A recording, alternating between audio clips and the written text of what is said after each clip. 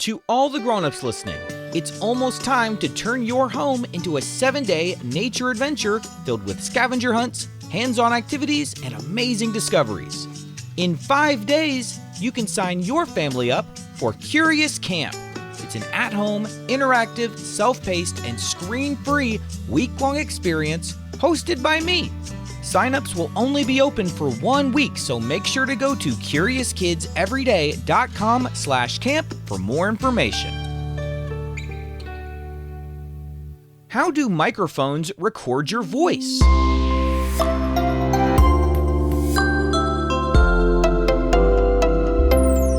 Hi, welcome to Curious Kids Everyday. I'm Josh. How are you doing today? It's so good to hear from you. Hey, do you know what the most important part of making Curious Kids Every Day is? Well, I guess maybe you could say it's me. I'm the host of the show. Or maybe you could say that it's the computer that I use to edit the show. We couldn't have the show if I couldn't edit it. But you know what I would say? I don't think it's me or the computer. I think it's this. Do you know what that is? It's the microphone.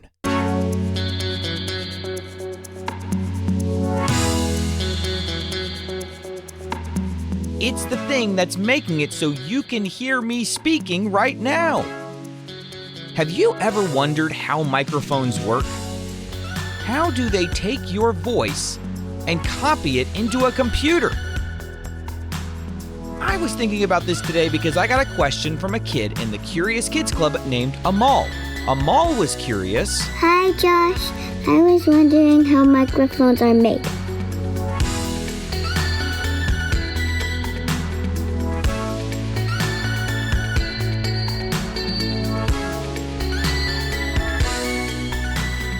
Right now, you're hearing my voice because tiny parts inside this microphone are moving back and forth over and over again, thousands of times every second. See, when you talk, your vocal cords inside your throat vibrate. Those vibrations push the air around them, and that air moves in tiny waves that we call sound waves. Can you say sound waves? Those sound waves spread out in every direction, and if somebody is standing nearby, the waves eventually reach their ears. But if there's a microphone nearby, like there is for me right now, the sound waves from my voice reach the microphone. Now, on the front of a microphone is an incredibly thin piece of material called a diaphragm. Can you say diaphragm? Think of it like a tiny little sheet stretched across the front of a microphone. The diaphragm in many studio microphones is actually thinner than a human hair. Now, when sound waves hit the diaphragm, they make the diaphragm vibrate. If you speak loudly, it moves farther. If you whisper, it moves only a little bit, but it does move. A microphone doesn't actually record sound directly. What it does is turn the diaphragm's movement into an electrical signal. And there are two main ways that microphones do this. There are two main types of microphones. They're called dynamic microphones and condenser microphones. I really like talking about microphones, so today you guys are going to learn way more than the average kid knows about microphones. Are you ready? I learned all this stuff in college, but you guys get to learn it now.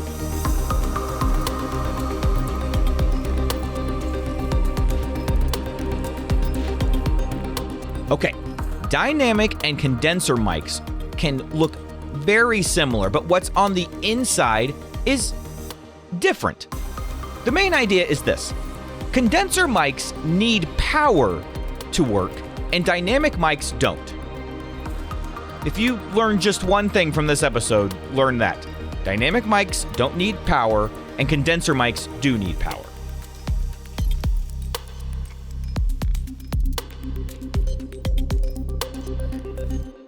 Now, which kind of microphone do you think I use for curious kids every day? Do you think I use a condenser microphone that needs power or a dynamic microphone that doesn't need power? You want to take a guess? I use a dynamic microphone that doesn't need power. It's called the Heil PR40, and it's my favorite microphone of all time.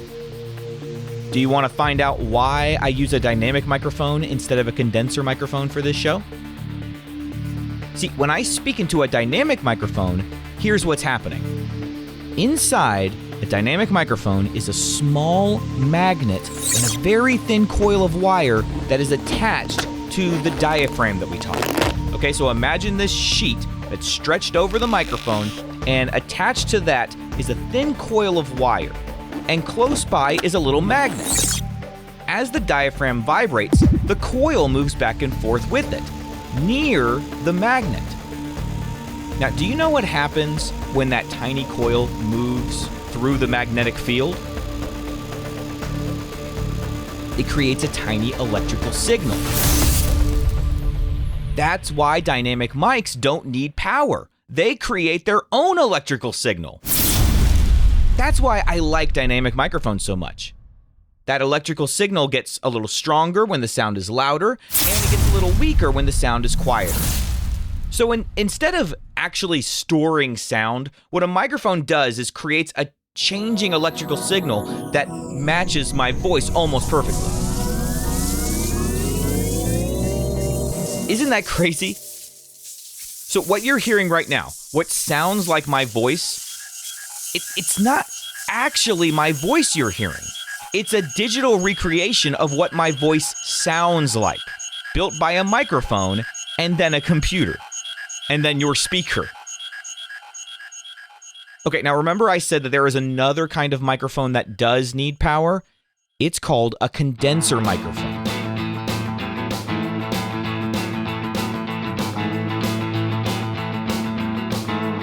And they need power because they work differently.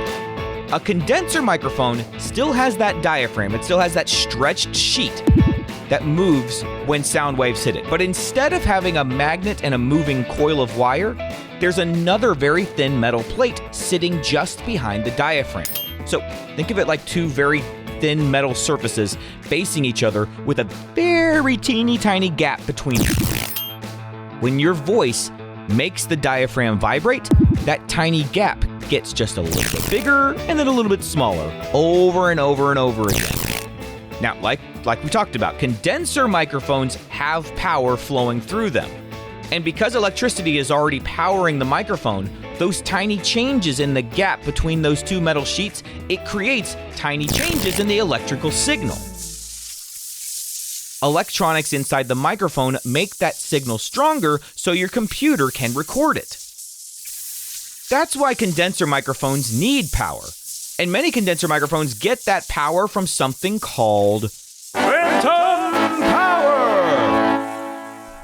They can't make their own electrical signal the way a dynamic microphone can. They need phantom power to help turn those tiny movements into sound. So, why do we need two different types of microphones? Haven't we figured out that one way works better than another way to make microphones? Well, actually, no. In fact, this microphone that I'm using right now, like I said, it's my favorite microphone of all time. But I wouldn't use it all the time. See, I have to have my voice just a few inches from this dynamic microphone in order for it to pick up my voice. Can you guess why that is? Well, let's think about it. Since my voice has to move the diaphragm and coil enough to create the electrical signal, I need to be really close to it to vibrate the diaphragm.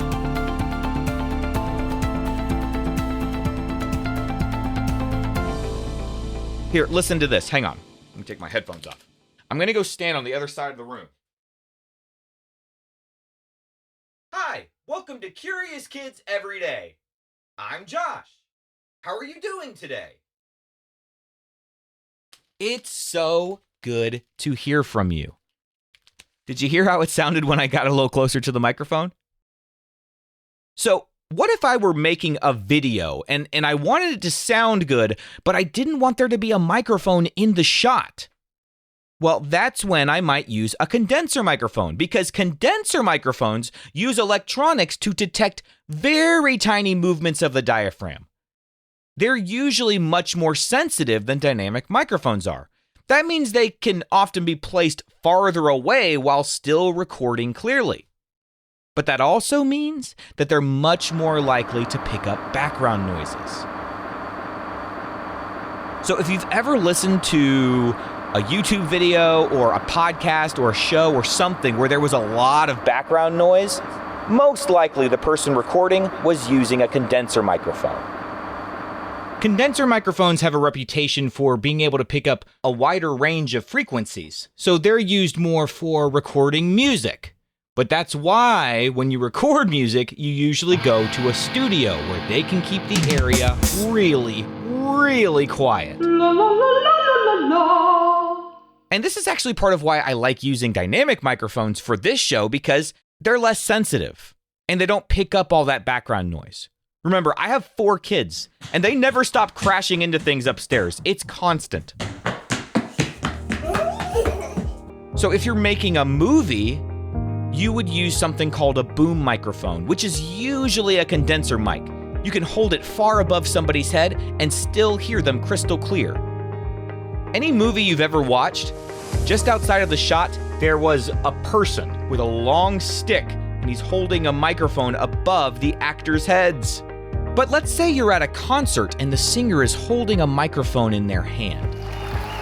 That microphone is most likely a dynamic microphone. Because think about all the noise up on that stage. It's very important that the singer's microphone doesn't pick up all that extra noise. And that's also why the singer has usually got that microphone right there, right up on their mouth.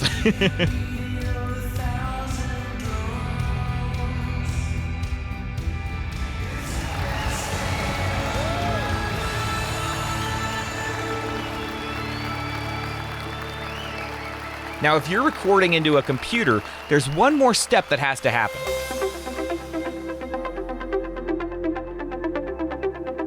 See, a tiny electrical chip changes the electric signal into numbers. Remember, computers, at the end of the day, all they are is ones and zeros.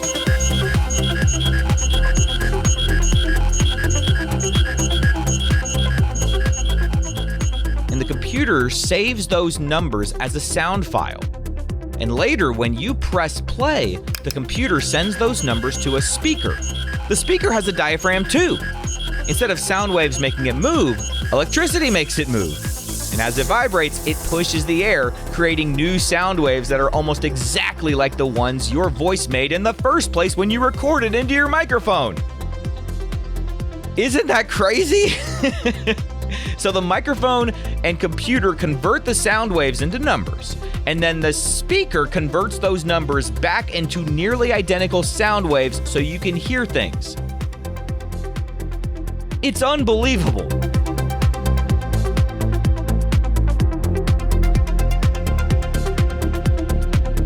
So there isn't one best microphone. It just depends on what you're trying to do. Different microphones are built for different jobs. Some microphones are made for singing on stage. Some are designed for recording podcasts, like the microphone that I'm using right now. There are tiny little microphones that fit inside of cell phones or earbuds. And even though they come in different shapes and sizes, they all do the same basic job. They turn moving air into an electrical signal. And they do such a good job of it that it actually sounds like you're really hearing my voice right now. Isn't that amazing? Whew, we learned a lot about microphones today. Let's have a quick quiz. What part of a microphone vibrates when sound waves reach it?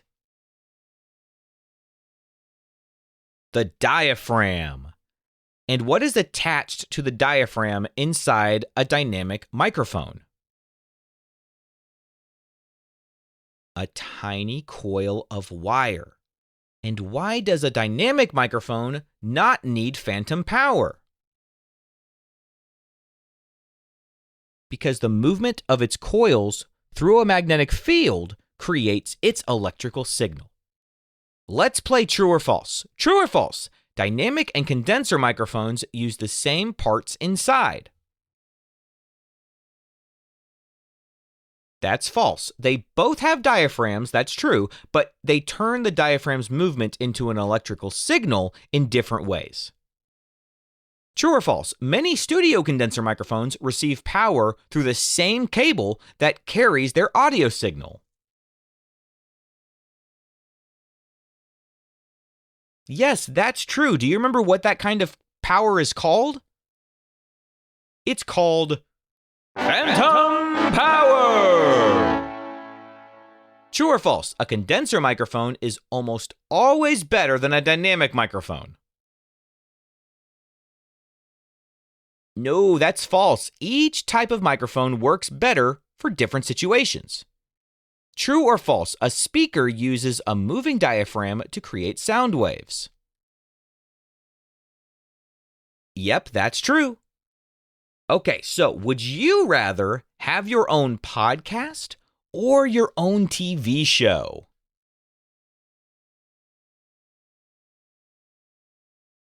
Well, I think you know which one I would pick. I'm doing it right now. I would much rather have a podcast. All right, let's play a round of What Am I? What am I? I move a lot, but I don't travel far. I am inside of a microphone, and sound waves make me vibrate. What am I? I am a diaphragm. Do you want me to show you how important a good microphone is for Curious Kids Every Day? Here, I'm going to switch to the microphones that are inside of the MacBook Pro computer that I'm using to record this episode right now. Are you ready? 3, 2, 1, go! Can you hear the difference? These are condenser microphones, and they do a pretty good job, all things considered. They're just tiny little things inside of the laptop, but I definitely wouldn't record a podcast with these microphones. I think the most I do with them is have an online meeting or maybe call my mom. In fact, I'm pretty sure that's the main thing they're meant to do is call people. These actually sound a little bit better than I was expecting. I've never really used these microphones for Curious Kids Every Day to see how they sounded. Well, I guess microphones just keep getting better and better. Pretty interesting. What kind of question do you think we'll ask tomorrow on Curious Kids Every Day? I can't wait to find out. So until then, keep asking questions and stay curious, kids. Okay, I'm switching back to my microphone so that we can do the birthday shoutouts. We've got some birthdays today. Jude from Nebraska is turning 7. Happy birthday, Jude. Jackson from Ohio is turning 5. Happy birthday, Jackson. Jonas from Toronto is turning 5. Happy birthday, Jonas. Cal from Florida is turning 5. Happy birthday, Cal. Eli from Florida is turning 8. Happy birthday, Eli. Coda from Ohio is turning 9. Happy birthday, Coda. Elodie from Ontario, Canada is turning 4. Happy birthday, Elodie. Bennett from Pennsylvania is turning 5. Happy birthday, Bennett. Eustace from Oklahoma is turning 8. Happy birthday, Eustace. Alexina from Alberta is turning 6. Happy birthday, Alexina. Paige from California is turning 6. Happy birthday, Paige. And Henrik from California is turning 6. Happy birthday, Henrik. To all the grown-ups listening, if your curious kid wants their birthday mentioned on the show, please visit supportcuriouskids.com and join the Curious Kids Club. That's supportcuriouskids.com. See you tomorrow.